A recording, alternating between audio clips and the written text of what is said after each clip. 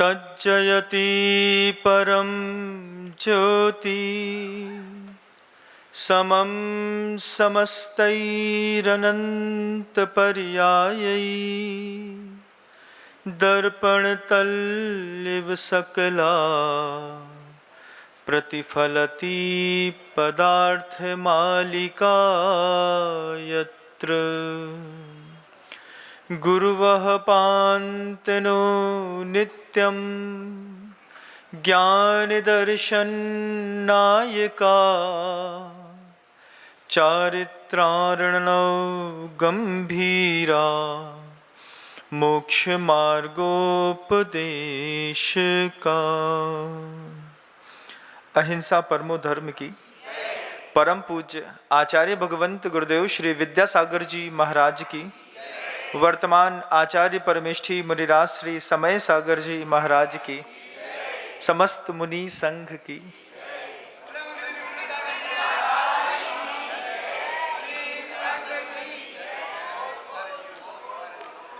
2007 का गुरुदेव से जुड़ा एक प्रसंग है। गुरुदेव पूरे संघ सहित जबलपुर प्रतिभास्थली ज्ञानोदय विद्यापीठ पे विराजमान थे। गर्मी का समय चल रहा था। बहनों ने आकर के गुरुदेव से कहा कि गुरुवर, बहुत सारे बच्चे हैं और आपका आशीर्वाद हो तो एक निबंध प्रतियोगिता आपके सामने आयोजित करने का भाव है। गुरुदेव ने विषय पूछ करके और आशीर्वाद दे दिया और एक निबंध प्रतियोगिता आयोजित कर ली गई। जितने भी बच्चे थे प्रतिभास्थली ज्ञानोदय विद्यापीठ के, उन सभी बच्चों ने एक एक निबंध लिखा। निबंध के लिखने के बाद जब सिलेक्शन हुआ तो 3-4 निबंध सेलेक्ट हुए। उसमें पहला निबंध जो सेलेक्ट हुआ वो गुरुदेव के पास तक पहुंचा। पूरी कमेटी ने टेस्ट करके करीब 550 निबंध की प्रतियों में से एक निबंध सेलेक्ट करके गुरुवर के कक्ष तक पहुंचाया। आचार्य भगवंत से उस बच्ची की भी मुलाकात कराई, दर्शन के लिए लेकर के गए कि भगवान, ये बच्ची निबंध प्रतियोगिता में प्रथम स्थान पर आई हुई है, आप इसको आशीर्वाद दे दें। गुरुदेव ने 4 पन्ने का पूरा निबंध पढ़ा। निबंध पढ़ने के बाद निबंध पढ़ लिया। पढ़ने के बाद आशीर्वाद दे दिया, चले गए। ईरापद का समय हो रहा था, 11:25 हो चुके थे। हम लोग धीरे धीरे करके गुरुदेव के कक्ष में एक संचय काल चलता था हम लोगों का। 11:22 से हम लोग अपने कमरे से उठते थे और 11:30 बजे तक 5-7 मिनट में सारे साधुओं का संचय काल रहता था। सारे साधु इकट्ठे हो जाते थे। फिर समय सागर जी महाराज श्री पधारते थे। फिर हम लोग का सबका व्यवस्थित क्रम से बैठना होता था। तो गुरुदेव की टेबल पर वो निबंध रखा था।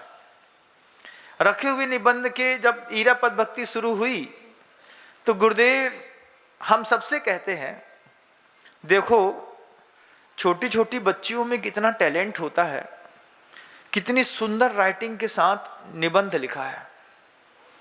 फिर आचार्य श्री जी से निर्णय सागर जी महाराज श्री उस वक्त वहां पर थे, तो उन्होंने कहा निबंध देख लें क्या लिखा है।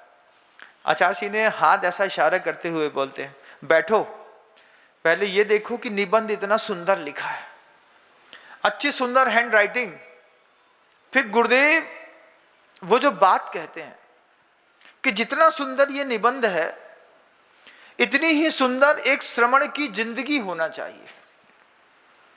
जैसे ही कोई भी अवसर मिलता, ये आचार्य संबंध भट्ट स्वामी की शैली थी कि उलझे हुए साधु को समझाने के लिए सुलझे हुए मनुष्यों का सहारा लेते और उलझे हुए मनुष्यों को समझाने के लिए सुलझे हुए जानवरों का सहारा लेते और एक दूसरे को समझाने की गुरुवर की एक अपनी शैली। उस शैली में गुरुदेव कहते हैं कि जितना सुंदर ये निबंध है, इतना सुंदर श्रमण की जिंदगी होना चाहिए। साधु की जिंदगी निबंध के जैसी होनी चाहिए। जैसे ही गुरुदेव ने ये बात कही तो हम लोगों के शब्द मुखर हो गए। क्या सुंदरता होती है निबंध में, गुरुवर से पूछा तो गुरुदेव कहते हैं, देखो सबसे पहले तो जिस पन्ने में लिखा जा रहा है वो पन्ना व्यवस्थित रखा हुआ है, उस पन्ने में सल नहीं है। फिर निबंध लिखते वक्त शब्द एक जैसे हैं। सबसे बड़ी बात गुरुदेव ने कहा, एक अच्छे निबंध की खासियत होती है सही समय पर सही जगह पर कॉमा लगाने की कला।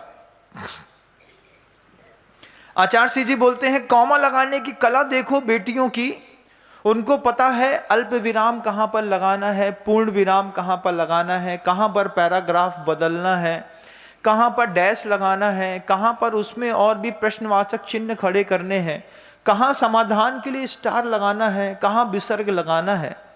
जितना सुंदर निबंध लिखा, इतना सुंदर जिंदगी में भी अपना एक निबंध लिखिए।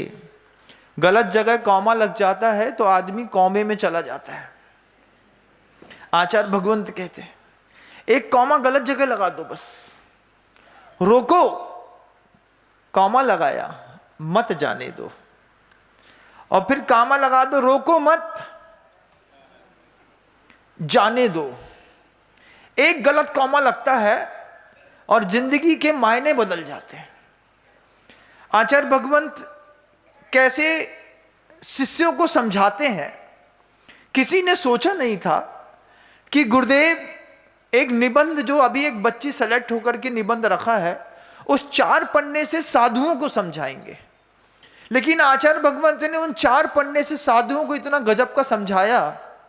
एक निबंध में कभी ऐसा पूछते हैं गुरुदेव, 5वीं कक्षा में तो लिखा होगा गांधी जी के ऊपर, गाय के ऊपर एक निबंध लिखा होगा कि नहीं, याद है कैसा लिखा था? फिर आचार्य भगवंत कहते हैं, इस निबंध की खूबसूरती देखो कि जिन शब्दों में ट्रेस देना है उस शब्द को थोड़ी सी मोटी इंक के साथ लिखा है, जिसको अंडरलाइन करना है उसको उसने अंडरलाइन किया है, जहां पर कॉमा लगाना तो वहीं पे कॉमा लगाया है। नीलापन भी पेन का जितना गाढ़ा होना चाहिए उतना ही गाढ़ा है। आप लोग जब कभी भी पन्ना लिखते हैं तो आपने देखा होगा पन्ने आपके दागदार हो जाते हैं, कभी स्याही ज़्यादा छूट जाती है, एक आध शब्द गलत निकल जाता है, कभी एक शब्द काटना पड़ता है। आज भी अपने आप को बहुत पढ़ा लिखा जो लोग समझते हैं, उनसे अगर एक पन्ना देख करके भी लिखने का बोला जाए तो कम से कम 5-7 शब्द वो काट देंगे। अपने ही खुद की प्रज्ञा है, खुद की पेन है, खुद का सब कुछ है, उसके बाद भी अंतर्मन से गलती कैसे हो जाती है। उस गलती पर उस बेटी ने ध्यान दे दिया। आप लोगों को भी अपने जीवन शैली में ध्यान देना है।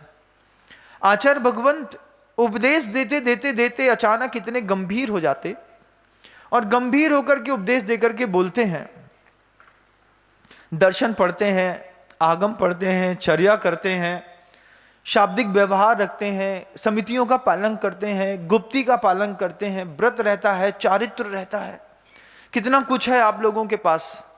पता भी है कि कब किसकी मुख्यता है, कब किसकी गौणता है, कब प्रतिक्रमण आवश्यक है और कब प्रतिक्रमण गौण है। फिर एक महाराज बीच में बोले, हाँ समय के समय प्रतिक्रमण गौण हो जाता है, बोलो मत। आचार्य जी बोलते हैं, सुनो पहले, जितना मैं कह रहा हूं उतना सुनो। बीच बीच में बोलने की आदत पड़ी है। जैसे गुरुदेव ने थोड़ा सा डांटा, सारे चुप हो गए। सब समझते हैं गुरुदेव एक बार फॉर्म पे आ गए हैं तो वो सबको डांटेंगे, तो सबने हाथ जोड़ लिए। फिर गुरुदेव बहुत सीधे स्पष्ट शब्दों में कहते हैं, आगम ग्रंथों को इतना पढ़ा है, इतना जाना है, देखा है, क्या ढूंढते हो उसमें से? पुण्य ढूंढते हो कि पाप? अब कोई बोलने की हिम्मत ही नहीं है। अभी अगर पुण्य की बात करें तो गुरुदेव पाप की बात करेंगे, पाप की बात बोल दें तो अभी बोलें कि तुम्हारी दृष्टि पापी पाप में पड़ी रहती है। पुण्य की बात करेंगे तो संभव सागर जी महाराज जी ने बड़े उससे बोला, ये सूत्र की टीका तो भगवान आपको ही लिखनी पड़ेगी। तो आचार्य जी बड़े मुस्कुरा के बोलते, हाँ ये देखो, ये संभव समझदार है, ये जानता है कि कुछ भी बोलेंगे तो फंसेंगे। गुरुदेव का और संभव सागर जी महाराज जी का अपने आप में एक विशेष प्रेम था। जैसे ही संभव सागर जी मुस्कुराते कुछ बोलते तो गुरुदेव टोक करके कई बार डांट भी पड़ती, कई बार बुरा भी लग जाता कि इतनी सभा के बीच में बोल दिया, लेकिन गुरु शिष्य को पता है कि हमारे आपस के अंदर के अनुबंध कैसे हैं। शंभो सागर जी ने जैसे ही बोला कि इसकी टीका तो आपको ही लिखनी पड़ेगी, तब तुरंत गुरुदेव कहते हैं, मैं वही कहना चाहता हूं, अपनी जिंदगी को का एक सुंदर निबंध लिखो। प्रत्येक समय एक ही थीम पर जैसे गृहस्थ आकुलता करता है और दौड़ता है, ऐसे आप लोग मत दौड़ा करो। फिर उन्होंने मल्ली सागर जी की तरफ ध्यान देते हुए बोला, ये देखो ये मल्ली। गुरुदेव जब प्रेम से बात करते हैं तो वो सागर और जी और ये वो लगाया नहीं, प्रेम से कहते हैं ये मल्ली को देखो। तो आज मल्ली सागर जी ने हाथ जोड़ करके खड़े हो गए, ऐसा हाथ जोड़ा, बोलते ये देखो, इसको देखो, ये आहार उपास में ही लगा रहता है, इसको एक आहार एक उपवास, एक आहार एक उपवास, एक आहार एक उपवास, इसके अलावा कुछ सूझता ही नहीं है। जिंदगी में धर्म ध्यान सिर्फ आहार उपवास से क्या, लेकिन इसको सिर्फ आहार उपवास दिखता है। ये दूसरी चीजों को गौण करके अपनी साधना के चरम उपवास में समझते हैं। उनोदर में क्यों नहीं समझते? उनोदर भी तो आगम की एक व्याख्या है। हाँ महाराज, दूसरे को देख दिया, एक दूसरे साधु को देख करके कहते हैं, इनको पढ़ाई पढ़ाई दिखती है, इनको उपवास नहीं दिखता। इनको दिखता है कि बढ़िया अच्छे हलवे में घी डाल दो, क्योंकि पढ़ना बहुत पड़ता है तो दिमाग ठंडा रहना चाहिए। इनको भोजन दिखता है, ये भी गलत है। छोटी छोटी चीजों से गुरुदेव का अपना सिखाने का एक बहुत अच्छा सौंदर्य है। बोले व्यवस्थित साधु चाहिए। कैसा व्यवस्थित साधु चाहिए कि मान लो कभी प्रतिकूलताएं हो गई तो भी समता है, और बहुत सारी अनुकूलता है उसमें भी क्षमता है। बहुत ज्यादा पुण्य का उदय चल रहा है, सब चीज अनुकूल मिल रही है, उसमें चेहरे पर चमक क्यों बढ़ती है तुम लोगों के? फिर हम लोग शांत, कुछ कह ही नहीं सकते गुरुदेव के सामने, ऐसा समझाते हैं गुरुदेव। गुरुदेव कहते हैं कि इस निबंध की सुंदरता देखो, जीवन के जिस संवाद को ऊपर उठाना था उस संवाद को गाढ़ी इंक से, और ऐसा भी नहीं है कि पेन बदली है, पेन भी वही है, उसी पेन से कहां पर हल्का लिखना है, कहां पर गाढ़ा लिखना है। क्या सुंदरतम शब्दों के साथ 4 पन्ने का ये संवाद एक बेटी लिख सकती है, तो क्या हम मनुष्य होकर के 4 आश्रम का संवाद एक जैसा सुंदर नहीं लिख सकते? जब हम ब्रह्मचर्य आश्रम में रहते हैं शुरुआत के 25 वर्ष, वो भी एक जीवन का सुंदरतम लेख है, उसको भी बहुत अच्छे तरीके से लिखने का प्रयास। उसके बाद कोई गृहस्थी में प्रवेश करता है तो गृहस्थ आश्रम का लेख सुंदरतम तरीके से लिखने की कोशिश तो करो। एक बार अपने जीवन का भी तो सौंदर्य देखो। गृहस्थों का भी तो एक लिंग होता है, गृहस्थों की भी शक्ति होती है, गृहस्थ भी सिद्धि संपन्न होते हैं। फिर एक शब्द रख दिया गुरुदेव ने, सिद्धि संपन्न होते हैं, तो एक आदमी के माथे पर ट्रेस पड़ गया साधु के, सिद्धि गृहस्थों को ऐसा बोले बहुत धीमे से, हाँ तुम्हारी बुद्धि में तो घुसी नहीं रही गृहस्थों की सिद्धि। जैसे ही गुरुदेव ने ऐसा बोला, साधु चुप। फिर आचार्य भगवंत कहते हैं, वो ब्रह्मचर्य की सिद्धियां सिर्फ साधुओं को होती हैं ऐसा नहीं, गृहस्थों को भी होती हैं। विजय सेठ और विजया सेठानी का ब्रह्मचर्य देखो, गृहस्थी में रह करके साधु को दान दिया, साधु का रोग ठीक हो गया। किसकी सामर्थ्य है? गृहस्थ की? साधु की नहीं, गृहस्थ की। गृहस्थ आश्रम का भी एक सुंदरतम लेख धर्म ध्यान के साथ लिखा जा सकता है, लेकिन हम कॉमा लगाना भूल गए। वो पुरुष है, वो अपनी जिंदगी में कभी कॉमा ही नहीं लगाता। सुबह 7 बजे से शुरू होता है अपनी दुकान परचून की बेचने में, रात के 11 बजे तक उसको सिर्फ एक चीज दिखती है, धन। इसके अलावा क्या जीवन में कुछ और नहीं है? धर्म नहीं है, परिवार नहीं है, दया क्षमा नहीं है, पुरुष का कहीं पर उपयोग नहीं जाता। आप जितने भी दुनिया भर के लोग इस संवाद को सुन रहे हैं, आप अपने जीवन में स्वयं देखिए ना, पुरुष होने के बाद जैसी जवाबदारियां दिमाग में चढ़ती हैं, क्या कभी आपको लगता है कि दया, इंद्रिय दमन ये भी हमारे जीवन का अंग है? नहीं लगता। सुबह 9 बजे दुकान खोलने की चिंता रहती है, 10 बजे जाकर के दुकान खोली, रात को 10 बजे तक दुकान का काम किया, फिर घर आकर के हिसाब किताब सीधा किया, 1:30 बजे रात तक बैलेंस शीट मिलाई, उसके बाद कैश रखा, बड़ी मुश्किल से 2:30 बजे रात को नींद लगी, सुबह 8 बजे सो करके उठे और फिर धन के साथ जुड़ गए। दूसरी कोई शक्ति आत्मा की समझ में ही नहीं आती है। क्या पर्याय का दोष है। अगर गृहस्थ आश्रम में है तो देखो, माँ बहनों को भी देखो, जैसे वो पुरुष लगा रहता है पैसा कमाने में, ऐसे ही ये मानसिकता बैठ गई है। सुबह 6 बजे से चाय बनानी है, पोहा बनाना है, नाली साफ करनी है, कपड़ा धोना है, बर्तन मांजने हैं, झाड़ू लगानी है, पोछा वाले को देखना है, दूध गर्म करना है। ये एक चैप्टर सुबह 5:30 बजे से शुरू होता है, दिन के 11 बजे तक, 12 बज जाते हैं। सुबह का खाना निपटाया, 1.5 घंटे थोड़ा सा लेटे, विश्राम किए, फिर वही कहानी शुरू। यही झाड़ू पोछा साफ करना, हगीज बदलना, पुंथरिया धोना, यही जिंदगी। क्या इसके अलावा जीवन का कोई सौंदर्य नहीं है? लेकिन बहुतायत में यही जीवन का सौंदर्य मान करके आपने अपने जीवन को ऐसा ही समझ लिया। पुरुष ने धन कमाने को अपने जीवन का सौंदर्य समझ लिया, मां बहनों ने घर की साफ सफाई और भोजन का ठेका ले लिया। अब इसके बीच में धर्म क्या है? थोड़ा बहुत मोबाइल में कभी सुन लिया, ये साधु अच्छा बोलते हैं, किस्मत की बात थी कि नगर या मोहल्ले या गांव में आ गए तो आकर के चलो 1 घंटा समय निकाला और बैठ गए। और बैठने पर भी यहां बैठे थोड़ी हैं, अभी भी चिंता है। वॉशिंग मशीन में कपड़े डाल के आए हैं, उसको धोना है, अभी जाते साथ धोने पड़ेंगे। कल के बर्तन नहीं मांजे हैं, अभी बर्तन मांजने पड़ेंगे। बड़े कक्का का टिफिन नहीं लगाया है, जेठ जी आ गए होंगे तो उनकी थाली रखनी। 1000 विकल्प दिमाग में, 1 घंटे का धर्म ध्यान कितना मुश्किल होता है। आचार्य भगवंत कहते हैं जब 1 घंटे के लिए पता है कि हम घर छोड़ करके यहां पर आकर के बैठे हैं, तो कम से कम 1 घंटे यहीं पर बैठ करके, यहीं के होकर के जी करके तो देखो। आगम ग्रंथों के संवाद आधा घंटा भी अगर समझ में आ गए तो बहुत बड़ी बात है। गुरुदेव थोड़े से 4 पन्नों में 4 आश्रम की बात कह गए। सोचा नहीं था, हम लोगों की संवाद होते होते आधा घंटा हो गया गुरुदेव को समझाते समझाते। बोले कोई भी चीज जीवन में अंडरलाइन भी करी है कि नहीं करी है, कि बस लगे ही रहते हैं, लगे ही रहते हैं, लगे ही रहते हैं। फिर इधर देखा, कसाय, जैसे भी कसाय की बात आती तो सबसे पहले हास्य आता तो सबसे पहले गुरुदेव को प्रशस्त सागर जी महाराज याद आते।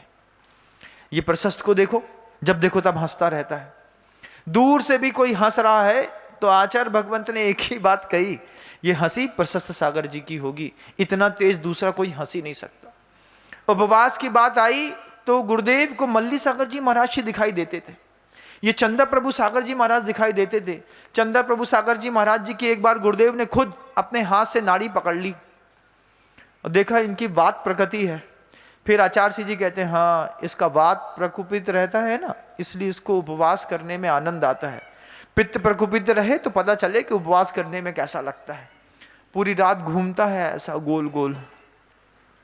सुबह से उकाबली और छाछ दिखाई देने लगती है। लेकिन महाराज जी का ऐसा पौरुष था कि अपने जमाने में एक बहुत बड़े क्रिमिनल लॉयर होने के बावजूद जब मुनि मार्ग पर प्रवेश किया, आज तक 2 आहार एक साथ नहीं किए। 24 साल 25 साल निकल गया साधना करते करते। ठंडी के दिनों में या बिहार इत्यादि में कभी कभार 2 आहार एक साथ कर लिए, तो तीसरा आहार तो किया ही नहीं। ये रिकॉर्ड है मुनि श्री चंद्र प्रभु सागर जी महाराज श्री का, जो अभी खजुराहो में चातुर्मास कर रहे हैं।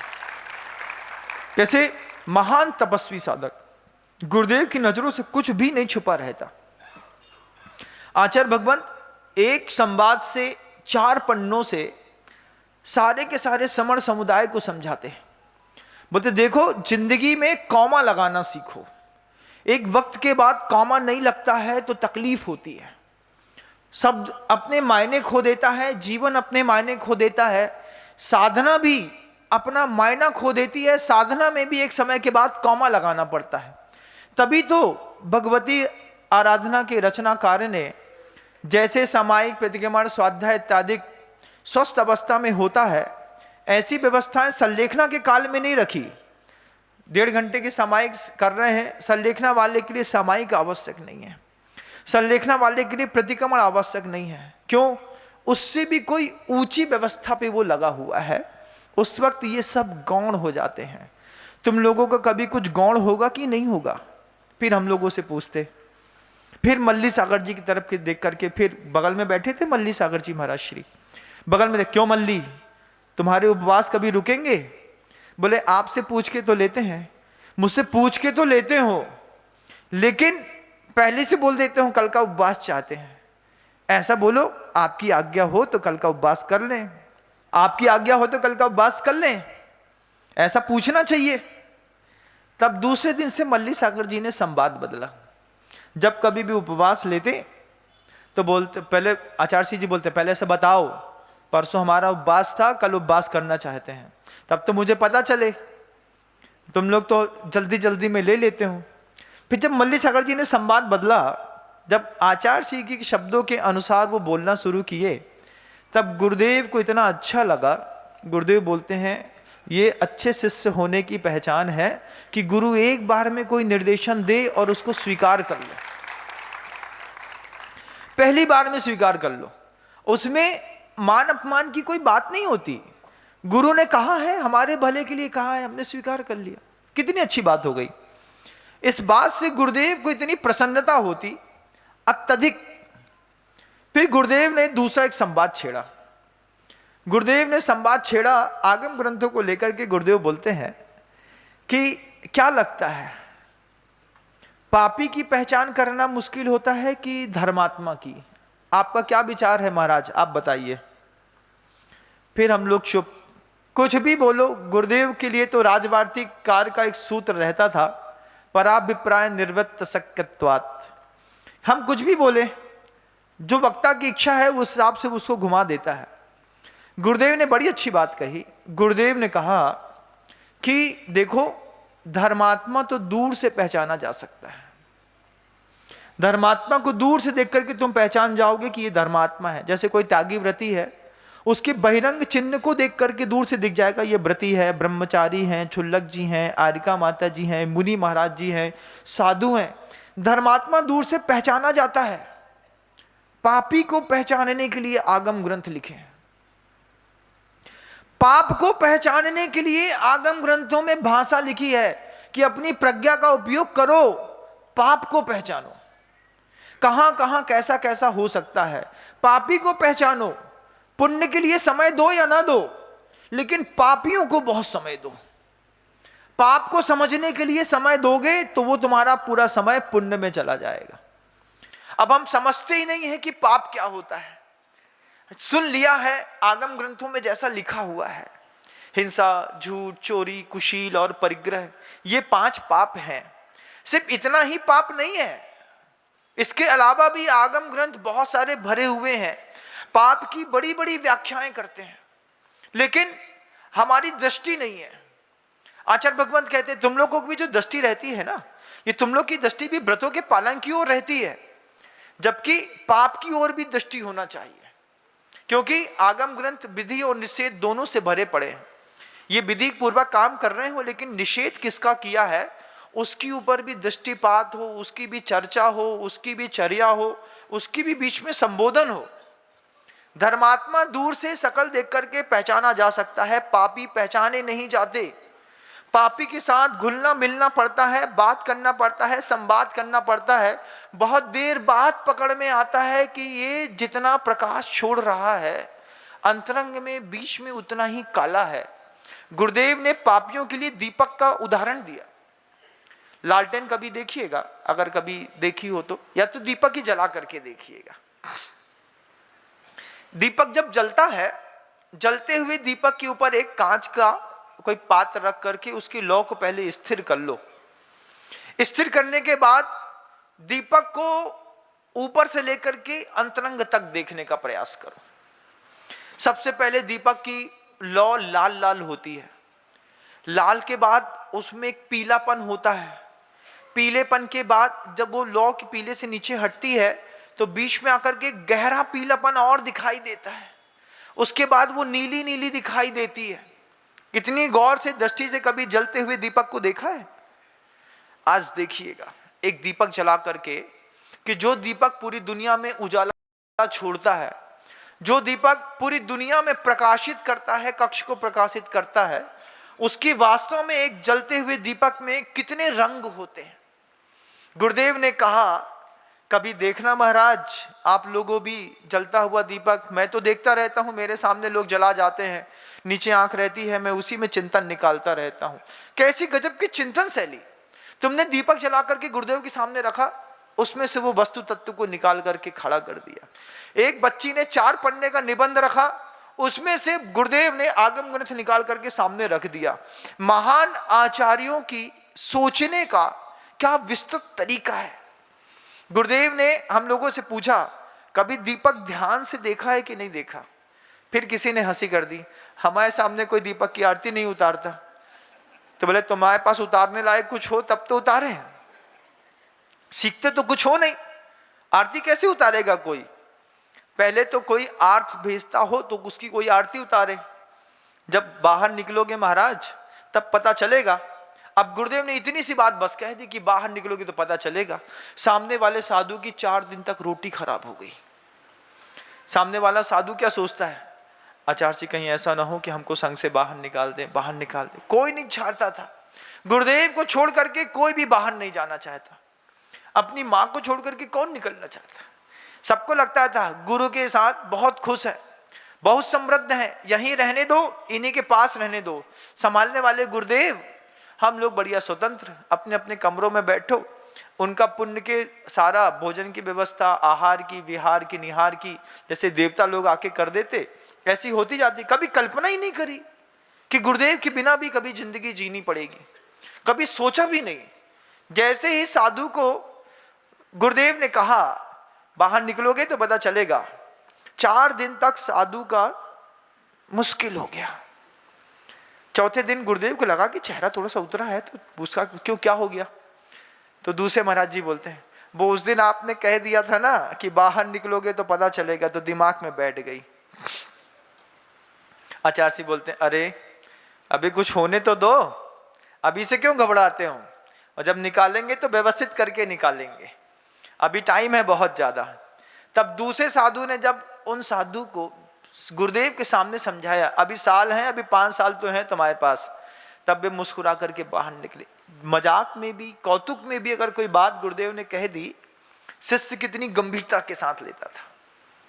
गुरुदेव कहते हैं कि सबसे पहले निश्चित करो कि आगम ग्रंथों में पाप ढूंढोगे, पापी को खोजो, पाप देखो कि पाप कहाँ है, कैसे कैसे पाप होते हैं, कौन कौन सी गाथाओं में आचार्यों ने पाप की एक अलग अलग व्याख्या करी है। फिर प्रथमा नियोग के हिसाब से क्या पाप होता है, कर्णा नियोग का क्या पाप है, चरणा नियोग का क्या पाप है, द्रव्या नियोग में क्या पाप है। इन पाप की व्याख्याएं देखो कि कहां पर आदमी धार्मिक होते होते हुए भी अधार्मिक कहलाने लगता है।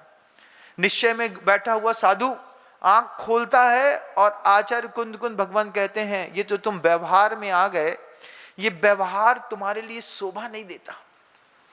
जब गुरुदेव के शब्दों से इस तरीके की देशना मिलती थी, क्या वो दिन थे, एक एक दिन शुद्धोपयोग में सुबह से लेकर शाम तक निकल जाता था।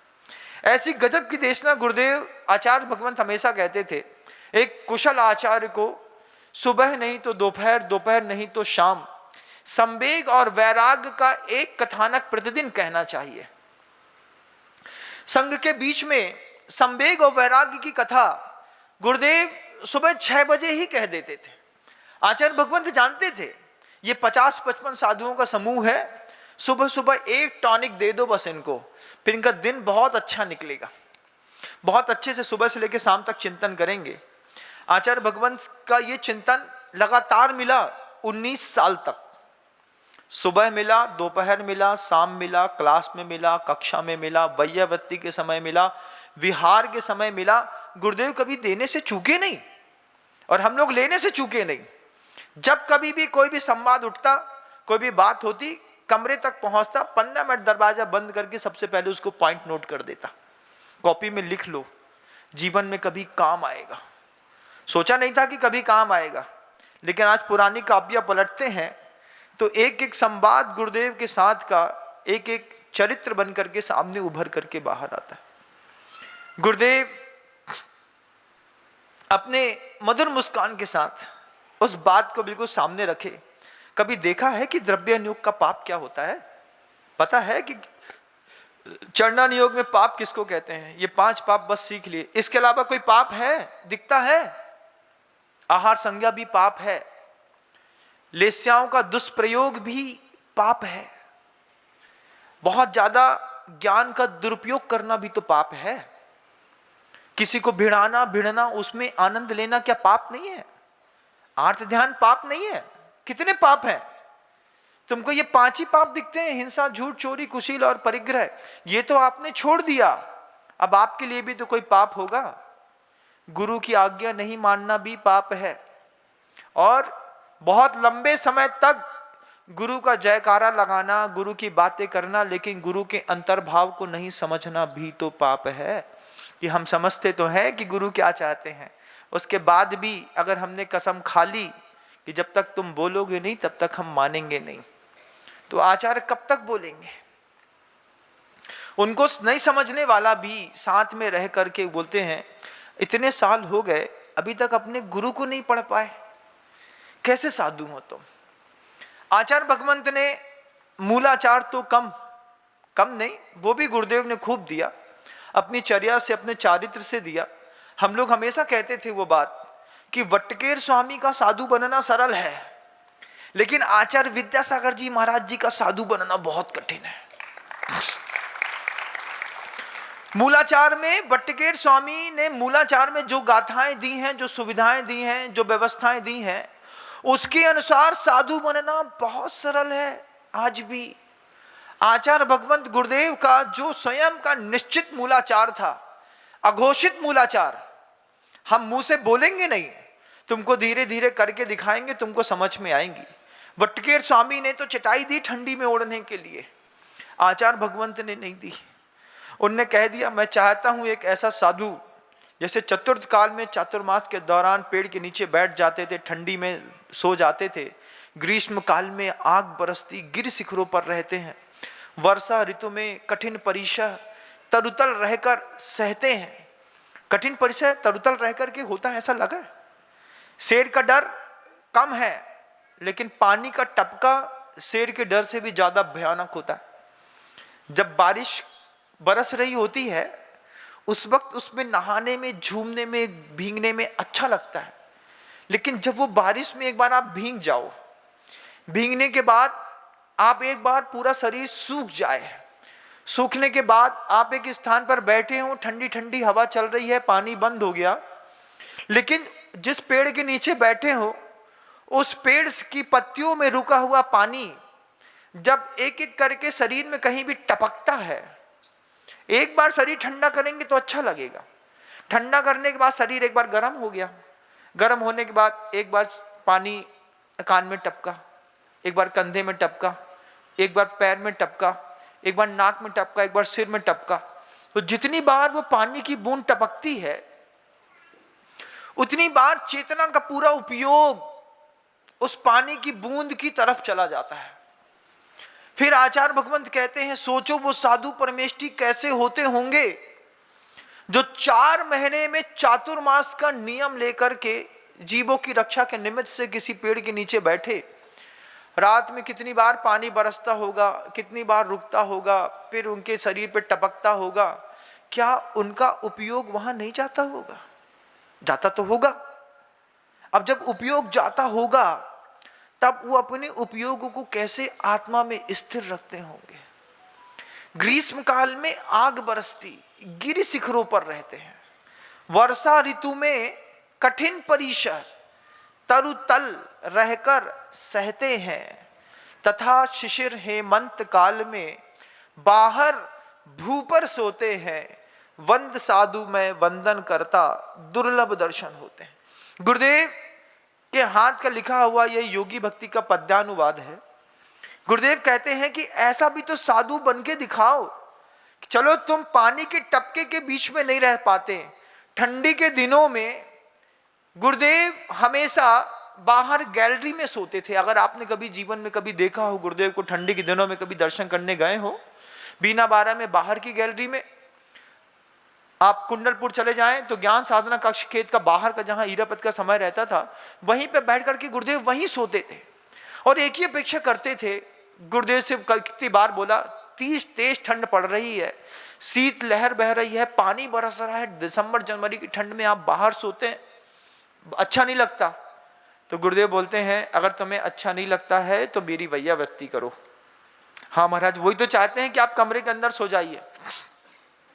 बोले ये वैयावृत्ति नहीं है, वैयावृत्ति ये है कि जब तुम्हारा गुरु भरी ठंड में खुले में सो सकता है तो तुम दरवाजा बंद करके कमरे के अंदर तो बिना चटाई के आराम से सो सकते हो। इतना भी कर दिए तो मेरी वैयावृत्ति हो जाएगी, मैं ऐसा संग चाहता हूं। कितना कठिन है गुरु महाराज का शिष्य बनना। वटकेर स्वामी ने कहा ठंडी लगती है चटाई ओढ़ लो, पाल बिछा लो, डाल लो, बहुत सारी व्यवस्थाएं दे दी मूलाचार में। लेकिन आचार्य भगवंत की एक ही अपेक्षा रही कि भरी ठंडी में भी चटाई नहीं ओढ़ा, ऐसा समुदाय चाहिए मुझे मुनियों का। और गुरुदेव ने करके दिखाया। जो लोग चटाई ओढ़ते थे उनको धीरे से 2-4 लोगों को बोला कि देखो तुमसे सहन नहीं होता, ये साधकों का समूह है, यहाँ पे चटाई का त्याग करने वाले साधु संग रहेंगे। 3-4 साधु को क्या बाहर किया, प्रभावना का सहारा लेकर के सारे साधु को समझ में आ गई कि गुरु जी के पास रहना है तो चटाई नहीं लेनी है। एक साथ गुरुदेव के चरणों में बैठ करके सब ने चटाई का त्याग किया। बोले हम चटाई का उपयोग नहीं करेंगे, हम चटाई छोड़ सकते हैं, अपना गुरु नहीं छोड़ सकते। ठंडी के दिनों में रात जगती हुई निकल सकती है, ठंडी के दिनों में हम बैठे बैठे ठंडी निकाल सकते हैं, लेकिन गुरुदेव आपको छोड़ के जाना पसंद नहीं है। ऐसी कठोर साधना सिखाने वाले गुरुदेव क्या चिंतन देते थे। एक निबंध के 4 पन्ने को लेकर के गृहस्थों के लिए कहा कि कैसे ब्रह्मचर्य आश्रम, कैसे गृहस्थ आश्रम, कैसे वानप्रस्थ और सन्यास, यही साधु के लिए भी कहते हैं। हम लोगों के पास भी गुरुदेव ने कहा 4 पन्ने में निबंध है जिंदगी का। आप लोगों का भी 4 पन्ने हैं, दीक्षा शिक्षा काल है, गण पोषण काल है, औत्तमार्थिक काल है। हर काल को बहुत अच्छे से जियो। दीक्षा ले ली है, नए नए दीक्षार्थी है तो दीक्षा का बहुमान समझो कि बड़ी मुश्किल से मिली है, इसको हाथ से छूट न जाए, उसकी कीमत बना के रखो। शिक्षा काल में गुरु ने एक बार कोई बात समझा दी, उम्मीद मत करना कि गुरु माँ के जैसे दोबारा समझाएंगे, गुरु के पास समय नहीं है। आचार्य भगवान बहुत व्यस्ततम जीवन में सबसे ज्यादा जीवन साधकों को देते। गृहस्थों की 1000 लोगों की भीड़ लगी रहती और कोई साधु अगर गेट पे खड़ा मिल जाता तो साधु को बुला करके पास में बैठा करके उसको 1000 गृहस्थों के बीच में आधे घंटे का समय देकर के समझाते। बड़े बड़े सेठश्री लोगों ने कहा महाराज जी को तो आप बाद में भी समझाते थे, हम लोग को पहले बात कर लेते। तो आचार्य भगवंत ने एक ही कहा, मैं उनके लिए आचार्य के पद पर बैठा हूँ, जिनके लिए मैं आचार्य के पद पर बैठा हूँ, मैं पहले उनको समय दूंगा, उसके बाद मैं आपको समय दूंगा। और आचार्य भगवंत ने पहले हम लोगों को समय दिया, उसके बाद समय निश्चित बचा रहा तो गृहस्थों को दे करके उनके भी शुभोपयोग में वो बहुत अच्छे से निमित्त बने। एक गुरुदेव को, अपने गुरुदेव को अपनी नजरों से और गहराई के साथ देखने पर, आंख बंद करने पर ध्यान करने के लिए आगम ग्रंथों में 1000 चीजें हैं। लोक विषय ध्यान कर लो, संस्थान विषय को ध्यान कर लो, ऐसी धारणा बना लो, वैसी धारणा बना लो। एक ही धारणा काफी है गुरु की। ध्यान में बैठो, गुरुदेव को देखो, 1 घंटा 1.25 घंटा कब निकल गया। गुरुदेव के साथ एक एक दिन का चिंतन करो कि नेमावर में जिस दिन प्रवेश किया था गुरुदेव के क्या शब्द थे, निष्ठापन के दिन क्या शब्द थे, बिहार में क्या शब्द गुरुदेव देते थे, सुबह का कैसा मौलिक चिंतन देते थे। सामायिक 3 घंटे की ऐसी झटके में निकलती है, पता भी नहीं चलता। आचार्य भगवंत के शब्द हैं, हम जिंदगी में अपना पुण्य देखते हैं, गुरुदेव कहते हैं अपने जीवन का पाप देखो और पाप को खोजो कि आगम ग्रंथों में कहाँ कहाँ पाप है। पाप की बात करो, पाप को खोजो, पापियों को देखो, समझो, क्योंकि धर्मात्मा को पहचानना सरल है, पाप को और पापी को पहचानना बड़ा कठिन है। क्योंकि पापी धर्मात्मा की शकल लेकर के भी कई बार खड़े हो जाते हैं, उसमें भी पाप खोजो, देखो तो कहां पर क्या कैसा बैठा है। फिर आचार्य भगवंत की वो कारिका प्रसिद्ध है, मैं कई बार अपने उद्बोधनों में उस कारिका को कह सकता हूं। 11 प्रकार के दूसरे पाप स्थान गुरुदेव ने बताए। सन्नाओति लेस्या इंदी वसदा या अठरुद्दाणी नानम च दुप्पउत्तम मोहो पावप पदा होदी। ये सब भी पाप है। ज्ञान का दुरुपयोग करना भी पाप है, अत्यधिक कसाय करना भी पाप है, अत्यधिक छल करना भी पाप है, आहार भय मैथुन परिग्रह, ये 4 संज्ञाएं हैं। इन संज्ञाओं में अत्यासक्ति पाप है, चॉइसेस पाप है, आवश्यकताएं पाप नहीं है। एक थाली भोजन रख दिया, माँ ने शुद्ध भोजन बना के रखा है, आवश्यकता है भोजन चाहिए ले लिया, ये तो ठीक है। अब इसमें एक पापड़ तल दो, ये पाप है। रख दिया है, उसमें जो तुम्हारी विशेष इच्छाएं होती हैं, घर के अंदर मकान तो बना है, लेकिन बने हुए मकान में फर्नीचर थोड़ा और मॉडिफाई कर दो, ये पाप है। संज्ञाएं तो 4 हैं, आहार संज्ञा है, भय संज्ञा है, मैथुन संज्ञा है, परिग्रह संज्ञा है, लेकिन उसमें विशेष विशेष आकांक्षाओं का जो अंतर्मन बार बार पैदा करता है, आचार्य भगवंत कहते हैं ये भी पाप है, ध्यान रखना। और अगर आहार संज्ञा में इच्छाएं पाप है, तो फिर चौके में जाकर के तुम लोग ये अपेक्षा नहीं कर सकते कि इसके साथ कि इसके साथ। तो महाराज जी ने कहा कि ऐसे में तो आहार ही प्रतिकूल हो जाएगा। बोले प्रतिकूल लेने की बात नहीं कर रहा हूं, प्रतिकूलता का निषेध कर दो चलेगा, लेकिन अनुकूलता की अपेक्षा नहीं करना। थाली में बहुत सारी चीजें दिखाई जाती हैं, आपके लिए लगता है कि आपको मटर खाने से गैस बनती है, मिर्ची खाने से स्वास्थ्य खराब होता है, उठा दो। लेकिन जितनी चीज ली है, इसमें से अगर कोई ना मिले लेने के ग्रहण करने के भाव के बावजूद, तब फिर विकल्प नहीं करना, ये धर्मात्मा भी होना जरूरी है। ऐसी बारीकियों के साथ, जैसे एक माँ पहली बार जब कोई बच्चा स्कूल जाता है तो कैसे बच्चे को तैयार करती है, गीले बालों में तेल लगा करके उसके बाल ऊंचती है, उसकी ड्रेस पहनाती है, छोटे से बच्चे को एक स्लेट बत्ती के साथ एक बैग उसकी पीठ में टांगती है, टांगने के बाद जूते मोजे पहना करके आरती उतारती है, टीका लगाती है कि बच्चा पहली बार स्कूल जा रहा है मेरा छोटा सा बच्चा। फिर एक बार गले लगा लेती है, चूम लेती है। ऐसे इस तरीके से गुरुदेव ने हर एक सौंदर्य की ओर एक बार दृष्टिपात कराने के लिए पिछले 15, 18, 20 सालों में हर सौंदर्य को दिखाया, वस्तु तत्व के, आत्मा के सौंदर्य को, चारित्र के सौंदर्य को, पाप पुण्य के सौंदर्य को, हर चीज को अवगत कराया। आज आवश्यकता है गुरुदेव की दृष्टि से स्वयं एक बार पुनः तरीके से ग्रंथों का समीचीन आलोचन करने की। कोई बात कहता हूं और कोई बात का अगर कोई अलग अर्थ निकाल लेता है तो उसमें वो अपने ज्ञान का दुरुपयोग कर रहा है। आचार्य भगवंत बड़ी अच्छी बात कहते थे।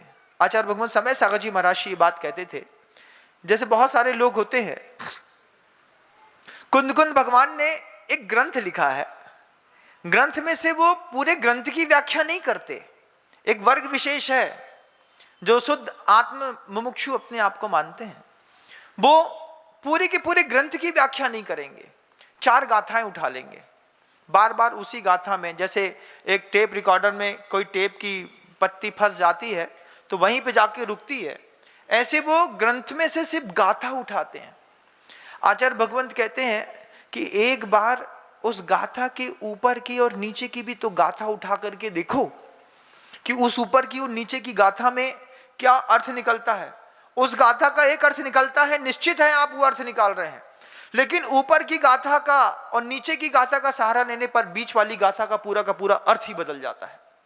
जब हम किसी भी लगातार सीक्वेंस में लगती हुई गाथाओं में एक के बाद दूसरी, दूसरी के बाद तीसरी, तीसरी के बाद चौथी गाथा का अर्थ निकालते हैं, गाथा का अर्थ बदल जाता है। मूल में अगर आप उसी गाथा को मात्र उठाते हैं और आपने उसका अर्थ निकाला तो निश्चित वही होगा, लेकिन अगर आपने ऊपर की गाथा से, जैसे अर्थापत्ति न्याय लगाते हैं, जैसे पूर्व में तत्वार्थ सूत्र का जब आप सूत्र पढ़ते हैं तो ऊपर के सूत्र से नीचे का सूत्र, नीचे के सूत्र से आगे का सूत्र जुड़ा रहता है। अगर आप ना जोड़ करके सीधे पढ़ें नाड़ो तो अणु नहीं होता, यही शब्द निकलेगा।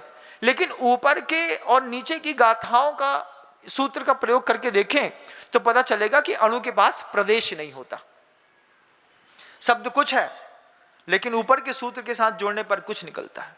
ऐसे बहुत बड़ा वर्ग है जैन शासन का, गाथा बस पकड़ता है। ग्रंथ को पकड़ के देखो, ग्रंथ को पकड़ करके देखेंगे तो गाथाओं के मायने बदल जाएंगे। मैनिपुलेट कर दी जाती हैं किसी भी टॉपिक्स को। अभी मेरे भी एक प्रवचन को उन्होंने मैनिपुलेट करके शो करने लगे हैं। मैंने शांति धारा के ऊपर 1 साल पहले बंधा जी में एक प्रवचन दिया था, जिसमें मैंने शांति धारा का महत्व बता रहा था। उस महत्व में मैं उनकी बात भी रख रहा था कि वो ऐसा कहते हैं। मैंने उनकी बात कही और उन्होंने अपनी बात पकड़ करके मेरे नाम को लगा करके कट पेस्ट करके वायरल कर दिया कि विनम्र सागर जी महाराज श्री छिन छिन्ना भिन्न भिन्न के लिए मना कर रहे हैं, शांति धारा के लिए मना कर रहे हैं। ये इस तरीके से गलत प्रस्तुतिकरण करना, ये भी जैन वाणी का, जिनवाणी का अपवाद है बंधुओं। उस सूत्रम वर्णयेत कामम जिनेन्द्रोक्त मिति ब्रुवन यथा छंदो भवत तेषा तस्य मूलम वितीर्यते। आचार्यों ने एक कारिका लिखी है कि वाणी है, मैं उसमें कोई बात कह रहा हूं, लेकिन किस भाव से कह रहा हूं उस भाव का पूरा प्रवचन न सुना करके वे 5-7 मिनट की क्लिपिंग काट करके लोगों में एक भ्रामक प्रचार फैला रहे हैं। उसके लिए भी सावधान रहिएगा। मैं स्वयं शांति धारा प्रतिदिन कराता हूं, मैं शांति धारा का निषेध कैसे कर सकता हूं, लेकिन 1 घंटे का प्रवचन में से 7 मिनट की क्लिपिंग काट करके अगर जनमानस के बीच में एक अलग भाव पैदा करने का कोई भाव है तो ये ऐसे लोग नियम से अपवाद कराने वाले होते हैं। ये भी पाप है। पाप को देखो और पापियों को भी देखो। नहीं देखेंगे तो वस्तु तत्व और व्यवस्थाएं बिगड़ जाएंगी। कई लोगों की भ्रामक स्थितियां हो जाएंगी। कई लोगों ने कहा महाराज जी आपने तो अलग ही व्याख्या कर दी। हमने कहा व्याख्या तो मैंने सही करी थी, उसको अलग तरीके से प्रस्तुत कर दिया, कॉमा गलत लगा दिया, निबंध की परिभाषा ही बदल दी। अब वो कुछ चीज की कोई चीज थी और कोई की कुछ समझ में आने लगी।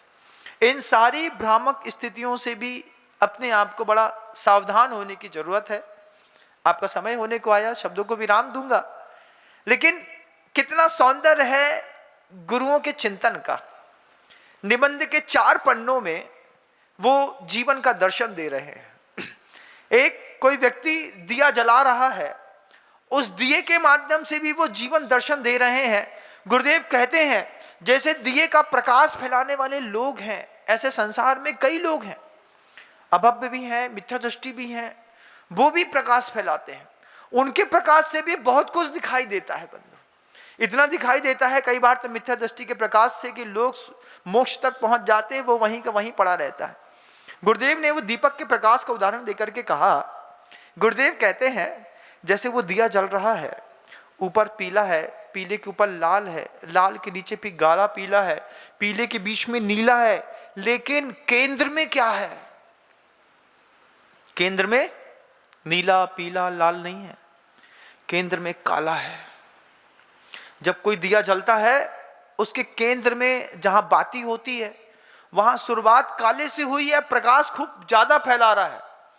उसके लिए आचार्य भगवंत ने गाथा दी समय सार की। सद्दह दी पत्ते दी रोचे दी तहे पुणो विफासे दी धम्मम भोग निमित्तम नदुतुसो कम्मक्खय निमित्तम। आचार्य भगवंत कह रहे हैं ऐसे बहुत सारे संत मिल जाएंगे, बहुत सारे ग्रंथ मिल जाएंगे, बहुत सारे देव मिल जाएंगे, बहुत सारे साधु मिल जाएंगे, बहुत सारा अच्छा प्रकाश करने वाले, मंद कसाय के साथ मृदुभाषी करने वाले वाचक मिल जाएंगे। सद्दह दी पत्ते दी रोचे दी तहे पुणो विफासे दी। किस लिए? भगवान के प्रति श्रद्धा करते हैं, उसको प्राप्त करते हैं, उसको स्पर्श करते हैं, उसका आचरण भी करते हैं। धम्मम भोग निमित्तम न दुतुसो कम्मक्खय निमित्तम। कर्म क्षय के निमित्त से धर्म करने वाले लोगों के धर्मात्माओं के चेहरे अलग हैं और भोग को पाने वाले लोगों के भोगियों के चेहरे अलग हैं। ये पाप और पापियों को भी खोजना पड़ता है। आचार्य भगवंत की अगर ये दृष्टि चली जाए, अपने अपने धर्म ध्यान पे प्रश्नवाचक चिन्ह लग जाएगा। बहुत सारे लोग धर्मात्मा जो दिखते हैं कटघरे में खड़े हो जाएंगे कि आचार्य भगवंत की इन ऐसे पवित्रतम उपदेशों से जीवन की सोचने की कला ही बदल गई। आपको कैसा लग रहा है गुरुदेव का चिंतन? महाराज, ऐसा स्वस्थ और प्रौढ़ चिंतन ऐसे महानतम गुरुओं के माध्यम से एक आध दो दिन मिला होता और एक आध दो होते तो कोई बात नहीं थी। इतने हैं, मैं सोचता हूं जीवन निकल जाएगा गुरुदेव के एक एक संवाद को आप सबके बीच में लाने का, लेकिन जीवन कम पड़ेगा, संवाद इतने ज्यादा कॉपियों में और दिमाग पर लिखे हुए हैं। मैं हमेशा कहता हूं कि गाथाओं में फिर भी कम रस है, निकालने वाले तो उसमें से भी सागर है, समुद्र है, बहुत निकालते हैं, लेकिन गुरु की बातों का इतना रस है कि सिर्फ गुरु गुरु की भी बातें करें तो पूरे जीवन की अंतिम शाम आ जाएगी। उस वक्त भी एक उद्बोधन, एक संस्मरण मेरी जुबान पे रहेगा कि मेरे गुरुदेव ने एक वक्त ऐसा कहा था। इतनी स्मृतियां, इतना चिंतन गुरुदेव का आज भी कॉपियों में और दिमाग में कॉपी नोट है। आप सब भी एक एक चिंतन को सीखिए। ये ऐसे उद्बोधन है कि गुरुदेव ने इरियापद भक्ति में या बंद कमरों में साधु वर्ग को दिए, गृहस्थों के बीच में ऐसे उद्बोधन नहीं रखे।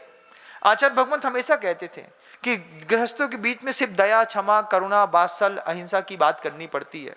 4 अनियोग की बात गृहस्थों के बीच में करो, गृहस्थ को समझ में नहीं आती, वो बहुत जल्दी उकता जाता है। फिर अगर मान लीजिए बड़ी बड़ी गाथाओं की बात करी तो गृहस्थ एक बहुत अच्छी धारणा बनाता है, जी महाराज बहुत ज्ञानी है, इन्हें बहुत आत है, लेकिन हमें कछु नहीं आए। ये ऐसी धारणा बनती है। एक महाराज जी थे, महाराज जी ने हमसे कहा, बोले विनम सागर तुम प्रवचन करते हो, प्रवचन के बीच में बहुत लंबी चौड़ी टीकाएं पढ़ दिया करो संस्कृत की। हमने कहा क्या होगा? हमने कहा कुछ गृहस्थ को कुछ समझ में नहीं आता। बोले अरे यही तो चाहते हैं कि गृहस्थ को कुछ समझ में ना आए, उससे क्या होगा महाराज? बोले जैसे तुम टीका पढ़ोगे संस्कृत की, पूज्यपाद स्वामी की कोई टीका पढ़ दो बहुत लंबी चौड़ी, तो कम से कम गृहस्थ को इतना भी होना चाहिए कि जय महाराज ज्ञानी बहुत हैं, इन्हें बहुत आत है, इन्हें व्याकरण भी याद है, इन्हें संस्कृत भी याद है, हमें कछु नहीं आए। ये भ्रम होना भी जरूरी है। हमने कहा महाराज ये तो हमसे ना हो पाएगा, हम उतनी बात तो रख पाएंगे, वो ग्रंथ रखेंगे, वो गाथा रखेंगे, वो टीका रखेंगे जिसमें आचार्य भगवंत कहते थे कि प्रवचन न होकर के एक दिया होता है जो रोज साधु अपने हाथ से उठाता है और अपने श्रावक के बीच में रखता है कि एक दिन इस दिए से अपना जीवन जी करके देखो। अंतिम वो बात याद आती है, गुरुदेव से किसी गृहस्थ ने कहा, झांझरी जी थे गुवाहाटी वाले, उन्होंने कहा झांझरी जी ने कि निर्मल झांझरी नाम था, बड़े मोटी आवाज है उस शख्स की, लेकिन समर्पण भी बहुत मोटा है। गुरुदेव से कहता है कि गुरुदेव आपको 50 साल हो गया प्रवचन देते देते, उसी समाज में, उसी गांव में, उन्हीं लोगों के बीच में आप बार बार प्रवचन देते हैं, एक भी आदमी नहीं सुधरा। जो जैसे थे वो वैसे के वैसे ही हैं, जो जैसा करते थे वो वैसे के वैसे ही करते हैं, फिर आपके प्रवचन देने का क्या फायदा? बोल तो दिया गुरुदेव से, अब गुरुदेव 1 मिनट चिंतन करके ऐसे मुस्कुरा के बोलते हैं उसके बाद भी फायदा है। क्या फायदा है? घर के अंदर छोटा बच्चा होता है, बार बार कपड़े खराब कर लेता है, बार बार उसमें मल कर देता है, मल में बैठ जाता है, लघु शंका कर देता है, तो क्या माँ साफ नहीं करती? करती है ना? हाँ करती है। ठंडी के दिनों में ठंडे पानी से साफ करती है। बच्चा रोता है तो रोने दे, नहीं, साफ करना जरूरी है। बोले जैसे माँ अपने बच्चे को पालती है, ऐसे आचार्य बार बार उद्बोधन दे करके उस गृहस्थ को अपना बच्चा समझ के पालते हैं। इसी का नाम तो अनुकंपा है, इसी का नाम अनुकंपा है।